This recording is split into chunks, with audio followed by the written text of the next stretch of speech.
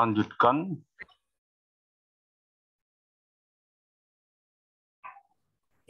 Di kuliah terhadap hukum perusahaan, kemarin sudah sampai pada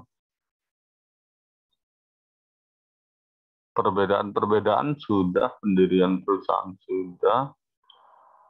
Ini pembahasan satu persatu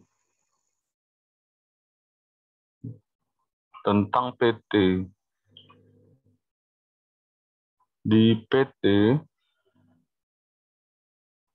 ini beberapa kali mahasiswa S1 dan S2 itu saya tanya pada waktu ujian, dia tidak tahu apa itu PT.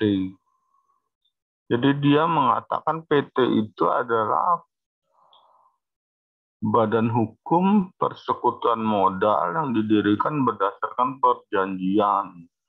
Iya, itu definisinya. Tapi kan ketika kita membaca definisi, sebelumnya kita membaca apa itu PT. PT itu perseroan terbatas.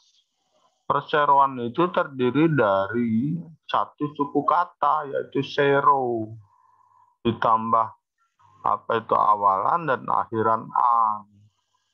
Gitu. Sero itu artinya apa? Sero itu adalah surat berharga. Surat berharga itu berharga apa? Berharga uang.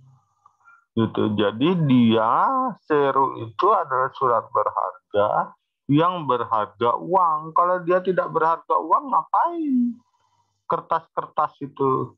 Gitu. Kertas perjanjian, apa itu kertas pernikahan, kertas kado, gitu. Nah, lalu yang kedua adalah terbatas. Gitu. Terbatas itu asal katanya adalah batas. Jadi surat berharga itu dibatasi nilainya, nilai uangnya itu dibatasi. Gitu. Satu kertas bernilai berapa uang? Mau dinilai Rp250, 2.500, gitu, atau 5.000 per lembar. Per lembar kertas itu mau dihargai berapa? Nah itu. Nah, dampak dari semua kepemilikannya terhadap kertas yang berharga itu, yang memilikinya itu kan orang.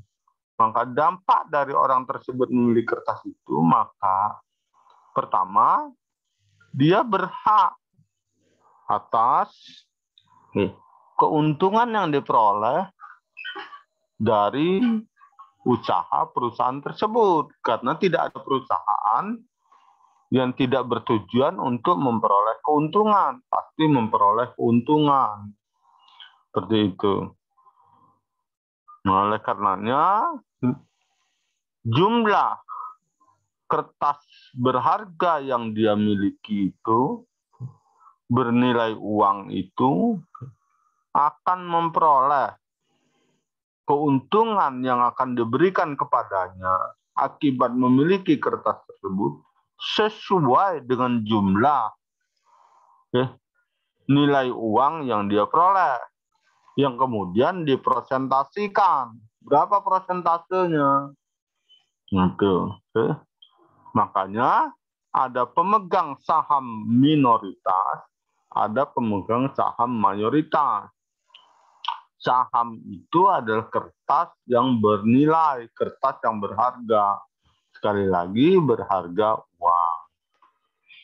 Seperti itu. Jadi setiap Anda memahami satu terminologi hukum, maka Anda selesaikan dulu pemaknaan terhadap terminologi hukum itu. Oke. Karena apa? Karena kemana saja Anda berada, gitu, Anda pasti ditanya soal itu. Pemahaman yang berbeda soal itu akan menjadikan maknanya juga berbeda dan bisa saja menjadi salah tujuan, gitu. Nah ini Jadi kalau Anda sama-sama surat perjanjian, tapi ini perjanjian surat kuasa. Itu saya menguasakan untuk menjual, bukan menguasakan untuk memiliki. Nah, gitu. Jadi batasan-batasan itu ada. Oke. Nah, undang-undang perseroan terbatas itu diatur dalam Undang-Undang Nomor 40 Tahun 2007 tentang perseroan terbatas. Di situ dinyatakan bahwa perseroan terbatas adalah badan hukum. Jadi tidak ada perseroan terbatas yang tidak berbadan hukum. Dia berbadan hukum yang merupakan persekutuan modal. Jadi itu adalah himpunan dari modal-modal yang ada di tangan para subjek hukumnya. Subjek hukum apa? Subjek hukum dalam perdagangan tersebut. Yang didirikan berdasarkan perjanjian. Jadi kumpulan-kumpulan modal itu ada di dalam badan hukum itu atas dasar perjanjian. Jadi tidak ada perjanjian, pasti atas dasar perjanjian. Perjanjian perusahaan itu ada dalam anggaran dasar dan anggaran rumah tangga perusahaan tersebut. Melakukan kegiatan usaha dengan modal dasar yang seluruhnya terbagi dalam saham. Jadi kegiatan usaha itu modalnya itu terbagi atas saham-saham, atas kertas-kertas berharga itu. Dan memenuhi persyaratan ditetapkan oleh undang-undang, karena tidak boleh mendirikan perusahaan berbadan hukum tapi tidak memenuhi syarat perundang-undangan, serta peraturan pelaksanaan lainnya. Lalu kita lihat selanjutnya di dalam perusahaan itu. Di dalam perusahaan itu ada yang namanya organ. Organ itu apa, Pak? Organ itu adalah struktur, skema atau kerangka yang ada dalam perusahaan tersebut, yang terhimpun dalam satu RUPS, Rapat Umum Pemegang Saham. Jadi karena di atas tadi sudah dinyatakan bahwa perseroan terbatas itu adalah persekutuan modal, yang modal terbagi atas saham-saham tersebut, maka dia ada dalam rapat umum pemegang saham. Jadi ini adalah organ perseroan terbatas yang dinyatakan sebagai organ perusahaan yang tertinggi untuk perseroan terbatas, rapat umum pemegang saham. Jadi pengendali perusahaan itu yang mengendalikan dalam konteks bahwa perusahaan itu bisa berdiri dan seterusnya, itu ada dalam rapat umum pemegang saham tersebut. Kekuasaan tertinggi dalam pengambilan keputusan menyangkut perseroan terbatas diadakan minimal 1 tahun sekali. Jadi setiap 1 tahun sekali itu ada rapat umum pemegang saham. Lalu bertempat sesuai dengan kedudukan di mana perseroan itu menjalankan usaha atau ditentukan lain di wilayah negara Republik Indonesia. Jadi perseroan terbatas itu bisa saja dia beroperasi di Lampung karena usahanya itu dilakukan di Lampung, tetapi tidak menutup kemungkinan perseroan terbatas itu berada di Tangerang, gitu, berada di Bandung, berada di Papua, gitu, seperti itu. Tapi rapat umum pemegang sahamnya itu ada di Lampung karena para pemegang saham itu tempatnya ada di Lampung. Mengangkat dan memberhentikan direksi dan komisaris. Jadi yang mengangkat dan memberhentikan direksi serta komisaris itu adalah rapat umum pemegang saham. Rapat umum pemegang saham juga berhak untuk merubah anggaran dasar. Anggaran dasar dari perusahaan tersebut.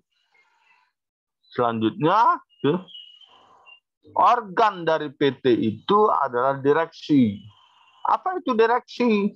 Direksi adalah kepengurusan, jadi bukan satu orang. Direksi itu bukan satu orang, jadi kepengurusan personal proses dilakukan oleh direksi. Dewan direksi beranggotakan minimal 2 orang. Direksi ini diangkat oleh rapat umum pemegang saham. Diangkat untuk jangka waktu tertentu dan kemungkinan diangkat kembali.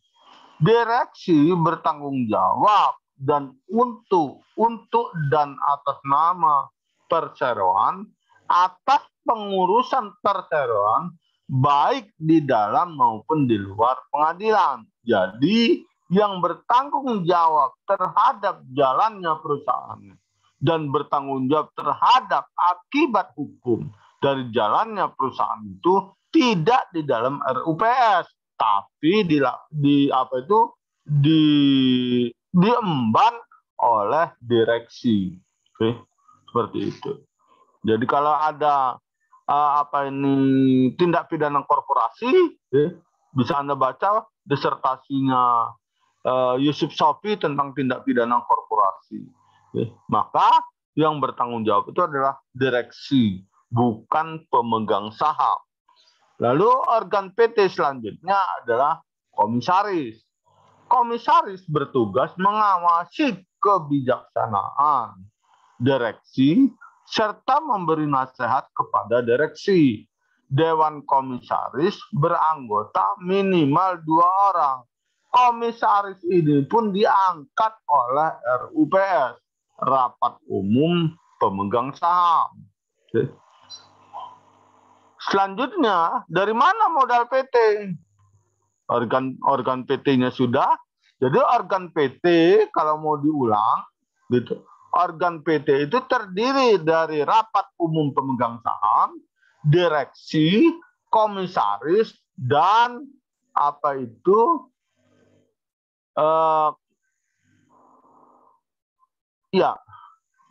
tiga organ PT itu adalah RUPS, direksi, dan komisaris. Seperti itu. Selanjutnya, jadi minimal ada hal tersebut, ada 3 hal tersebut dalam organ PT.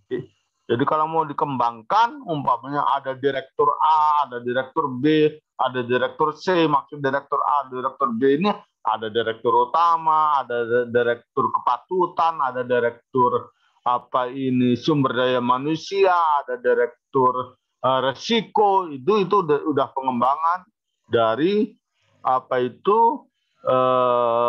organ PT tersebut, sepanjang dia diatur dalam anggaran dasar dan anggaran rumah tangga dari perseroan terbatas tersebut. Modal PT dari mana? Modal PT itu terdiri dari 3 hal. Pertama, modal dasar, seluruh nilai nominal saham kekayaan perusahaan, tanggung jawab perusahaan. Jadi ada modal dasar. Jadi seluruh nilai nominal saham itu adalah modal dasarnya. Jadi termasuk saham-saham yang belum terjual. Jadi saham-saham yang belum terjual itu menjadi modal perusahaan itu. Jadi modal yang ditempatkan yaitu modal disanggupkan untuk dimasukkan ke dalam PT itu. Dan yang ketiga adalah modal yang diskor.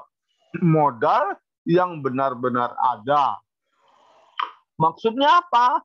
Modal yang benar-benar secara nyata berada di dalam organ perusahaan tersebut, ya. Tidak dikategorikan di dalamnya itu adalah piutang. Seperti itu. Ya. Azan sebentar ya.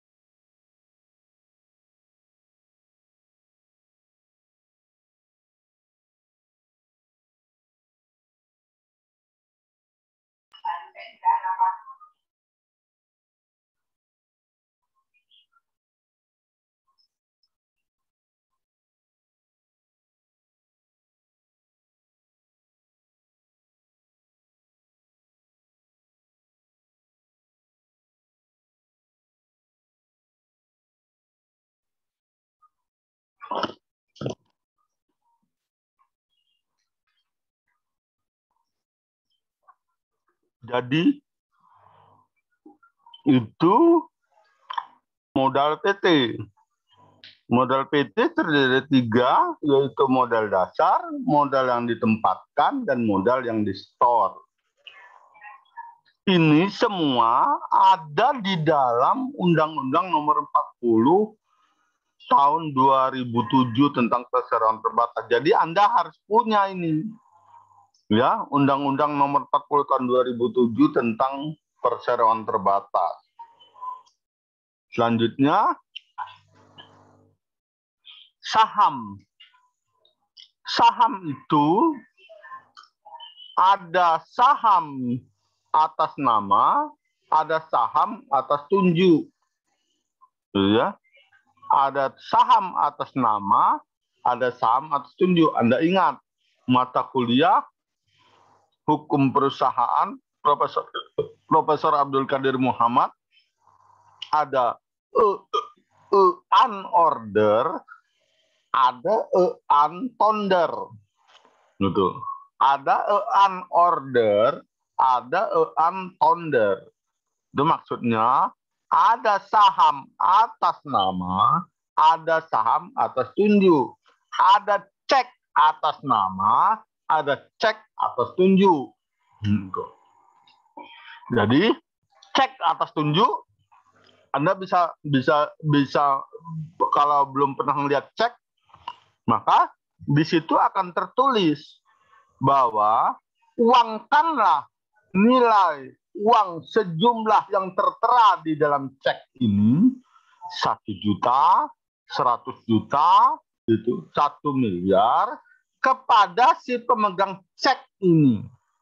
Gitu. Biasanya kalau sudah di atas 100 juta, itu dia akan confirm kepada si pemilik cek. Gitu. Kalau dia untonder. Gitu. Tapi kalau dia unorder, cek atas nama, tidak bisa yang mengecekkan itu orang yang punya nama berbeda yang tertera di cek itu. Kecuali atas surat kuasa khusus. Bukan surat kuasa biasa, tapi surat kuasa khusus yang dikeluarkan. Nah, seperti itu. Nah, ini kalau ini Anda melihatnya di Kitab Undang-Undang Hukum Dagang. Makanya Anda dari S1 harus punya 3 kitab sucinya orang hukum itu. Kitab Undang-Undang Hukum Perdata, Kitab Undang-Undang Hukum Dagang, Kitab Undang-Undang Hukum Pidana. Gitu. Kemarin saya ngecek di Bukalapak, sama di mana ya? Di Bukalapak dan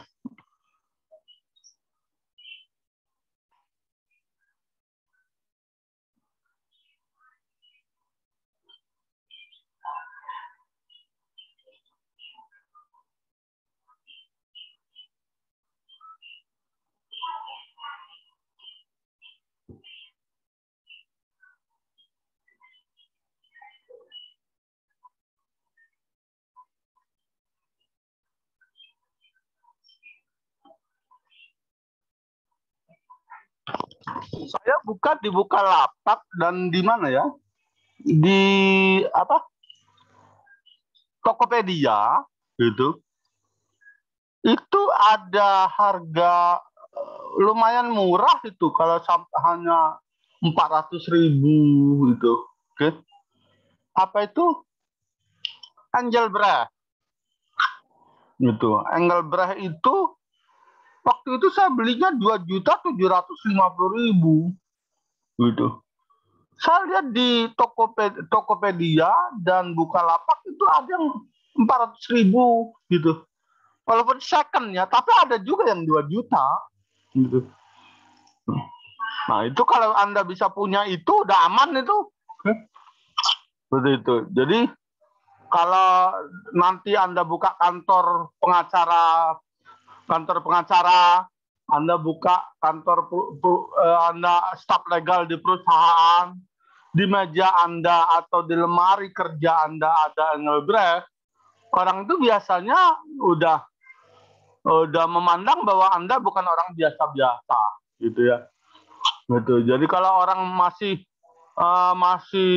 di mejanya hanya ada apa itu terjemahan subjekti, ya Anda memang apa itu bukan orang yang patut ditakuti, karena semua orang punya kalau terjemahan itu gitu.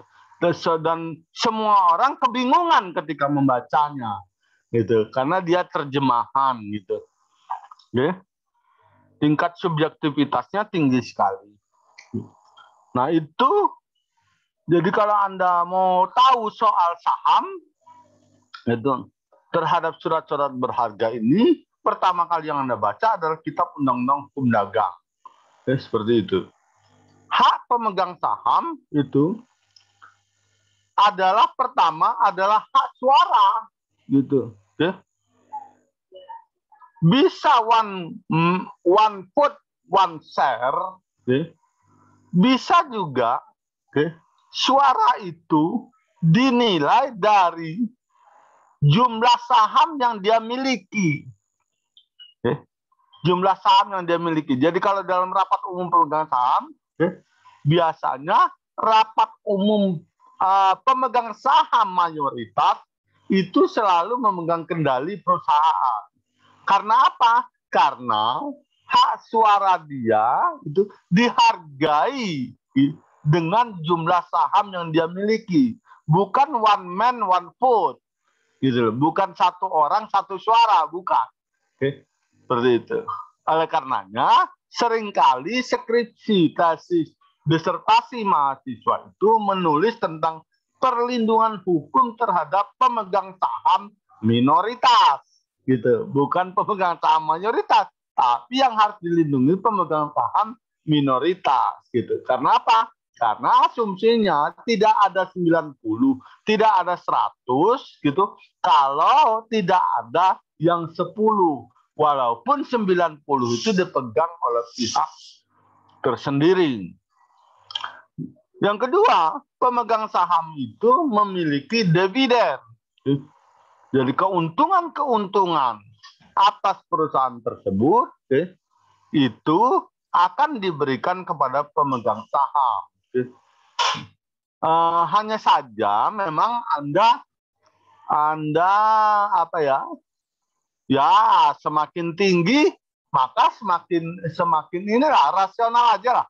Semakin tinggi apa itu pendidikan seseorang, maka pilihan-pilihan katanya untuk mengungkapkan sesuatu itu semakin beragam gitu, semakin beragam dan memiliki pilihan-pilihan yang bagus seperti itu ya. Nah, sama saja dengan ini, gitu loh. Jadi kalau Anda ngelihat, Pak, ini sama nggak dengan warung-warung biasa? Sama lah, semuanya bertujuan untuk mencari keuntungan. Cuma keuntungan di tingkat perseroan terbatas, itu dia lebih besar. Karena dia lebih besarnya itu, maka menghitungnya nggak cukup dengan jari, nggak cukup dengan memori yang ada. Gitu, Jadi kalau di warung-warung gitu, mencari keuntungannya hanya sederhana. Beli rokok Rp250, dijual 300, dia keuntungannya Rp50. Gitu. Tapi kalau di perseroan terbatas, di perusahaannya sebesar-besar seperti itu, sahamnya dinilai dengan 500 lembar. Jadi pembelian terhadap kendaraan-kendaraan bermotor yang ada di dalam perusahaan tersebut gitu dihitung nilainya dengan jumlah saham yang dia miliki. Contohnya seperti itu.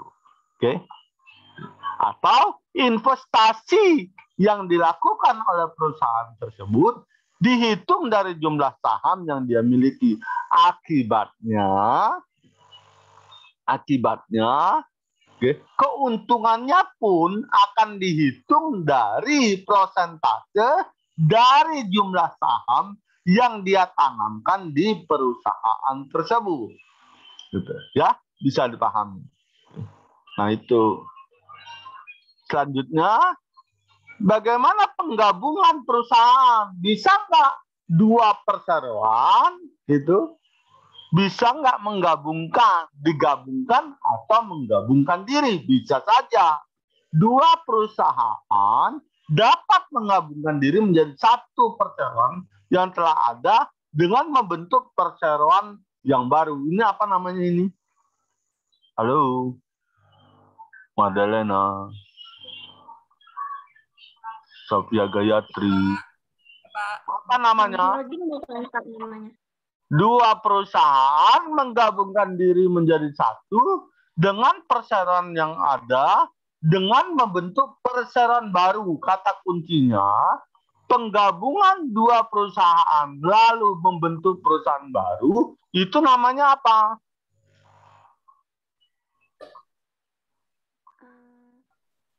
Menjawab holding atau merger ya Pak ya? Merger, oke. Kita lanjutkan. Jadi perusahaan A perusahaan A bergabung dengan perusahaan B, dia menjadi perusahaan AB. Tetapi tidak selalu AD. Ya, tidak selalu AD. Jadi bisa saja perusahaan A bergabung dengan perusahaan B, dia menjadi perusahaan X, bisa saja.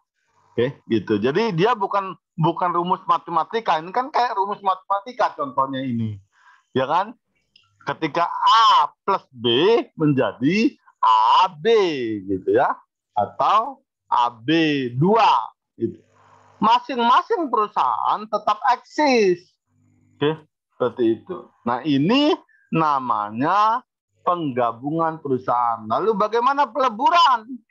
Kalau peleburan itu satu perusahaan atau lebih dapat meleburkan diri dengan perusahaan lain dan membentuk perseroan baru. Contoh, PT A bergabung dengan PT B, bergabung dengan PT C, dia menjadi PT X. Itu. Semua perusahaannya hilang dan menjadi perusahaan yang benar-benar baru. Nah, ini peleburan, ini yang sedang dilakukan oleh pemerintah, ya, yang sedang dilakukan oleh pemerintah untuk mengefisiensikan BUMN yang ada. Ada pengambil alihan, gitu. Ada pengambil alihan, yaitu perusahaan dapat mengambil alih perusahaan lain. Perusahaan yang mengambil alih hilang eksistensinya, ya, yang diambil alih itu hilang eksistensinya, menjadi perusahaan yang mengambil alihnya. Jadi dilakukan dengan penguasaan aset serta saham. Itu pengambil alihan. Okay. Nah, ini yang dimaksud dengan holding company tadi. Kalau holding company, perusahaan yang dimiliki oleh berbagai jaringan perusahaan, itu, maka yang memiliki motivasi untuk melakukan konglomerasi perusahaan bisnis dari hulu sampai hilir. Contohnya PTPN. PTPN itu sekarang pakai holding. Gitu. Holding PTPN 2 itu meliputi PTPN 1 sampai PTPN 7. Gitu, oke. Okay. Holding company PTPN 8 sampai PTPN 12 gitu. Itu adanya di Jawa. Seperti itu. Oke. Okay. Nah, itu holding. Okay. Ini dilakukan dilakukan untuk menghambat masuknya pesaing. Untuk menghambat masuknya pesaing di dalam usaha perusahaan tersebut. Kalau Anda bertanya, Pak, bagaimana itu? Apakah itu bertentangan dengan monopoli? Berbeda lagi konsepnya. Oke. Ini adalah perusahaan, bukan usaha. Kalau usaha, itu yang nggak boleh. Tapi kalau ini perusahaan, maka dia diperkenankan. Walaupun tujuannya untuk menghambat masuknya pesaing. Seperti itu. Oke. Nah, contohnya bisa seperti ini gambarnya.